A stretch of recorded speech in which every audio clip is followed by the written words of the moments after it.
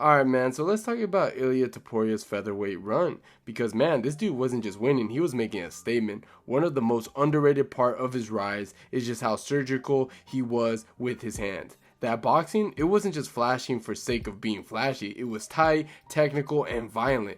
And that's when people started glazing him heavily. Not because of some wild spinning knockout or flying knee, but because he was walking dudes down with fundamentals and violence in mind. Like, you'd watch him fight and it's clear he's clocked in for violence. No wasted motion, no unnecessary flair. High guard, slick footwork, and sharp counters. He's one of those rare guys who can stalk forward with pressure and still be a cleaner technical in the exchanges. You don't see that often, especially not at the featherweights where movement and range usually run the show. And here's where the boxing becomes effective, not just good. He doesn't just throw in volume, he threw with intent. Every shot had a purpose. You'll see him pod at the body, freeze you with the jab, then boom, overhand right or a left hook out of nowhere. He's reading you the whole time, downloading the data, and then he's deleting the file. And what really separated Ilia through is his composure. Like, he didn't force anything. He'll sit there almost still, watching you panic and overthink. Then the second you throw something lazy, he's in your face, cracking you with some clean counters and putting you on skates. It's that predator energy, like he's always in control, even when he's backing up or resetting. And sometimes he didn't even need to download. He skipped the download and went straight to demolish. I mean, just ask Josh Emmett. He learned the hard way. Ilia went in there and just beat the brakes off the dude. Total clinic. Didn't need to figure him out over time. He had the blueprint ready before the cage door even shut. The point is, at 145, Ilia looked like a monster who wasn't just fighting, he was dissecting people. And that's why the hype was real. You could see that kind of composure, power, and precision all rolled into one. That's when you start thinking, damn, this dude might be special. And he followed that up by taking out Max and Volk. That's not just hype anymore, that's history. Max is the Iron Man of 145. Volk is the genius or the architect, and he finished them both.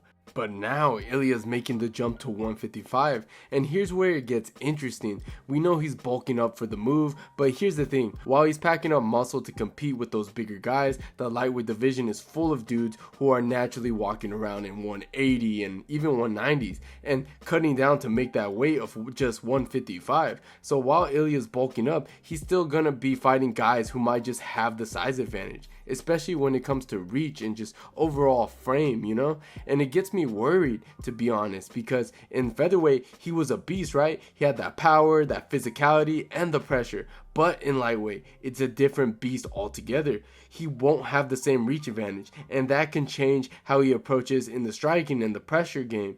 The strength is there, but the size and reach and frame are all factors that could be a real challenge as he steps into that deeper pool of talent. Now, the strength is there, but the size and reach and frames, all that factor could be a real challenge as he steps into the deeper pool of talent. And we've already seen what happens when Ilia has to deal with legit size disadvantage.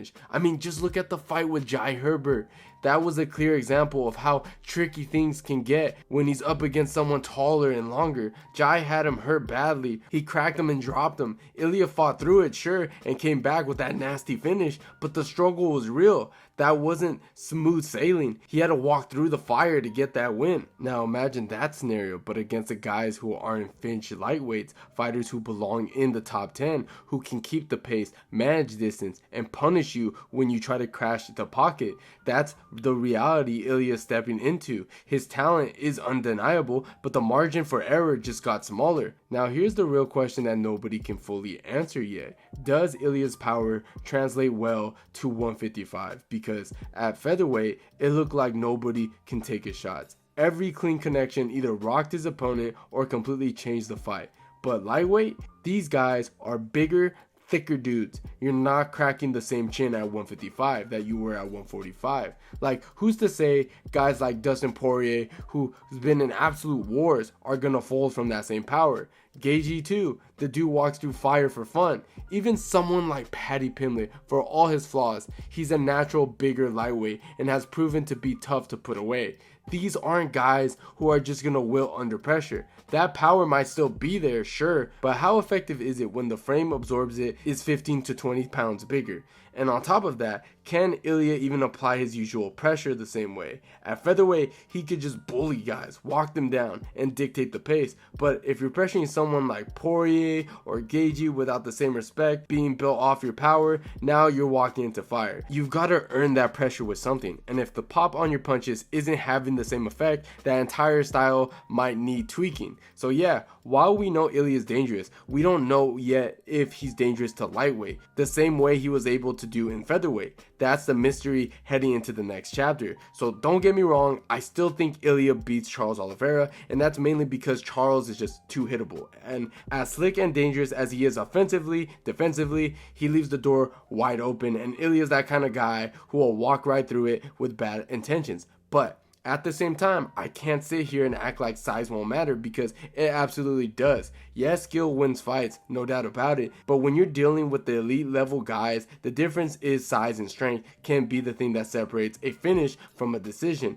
or even a win from a loss. And that's the biggest unknown with Ilya right now. I'm not saying that he won't dominate at lightweight, but the truth is, we haven't seen it yet. It's all speculation. We know how good he looked at 145. We know what kind of pressure and power he brings, but we don't know if that carries over once he's in there with the dudes who are naturally bigger than him on fight night, who's been built for that weight class for their entire career. But here's the twist, and it's one that makes the whole move to lightweight a little bit more complicated than it seems. Ilya might actually benefit from leaving the featherweight division behind. And look, that's not me walking back the size concern we've already laid out, that problem is still on the table. The guys at 155 are just naturally bigger, naturally stronger, and a lot more used to absorbing damage. You're not walking into that division and having dudes just fall over because your last opponent at 145 couldn't handle the pressure.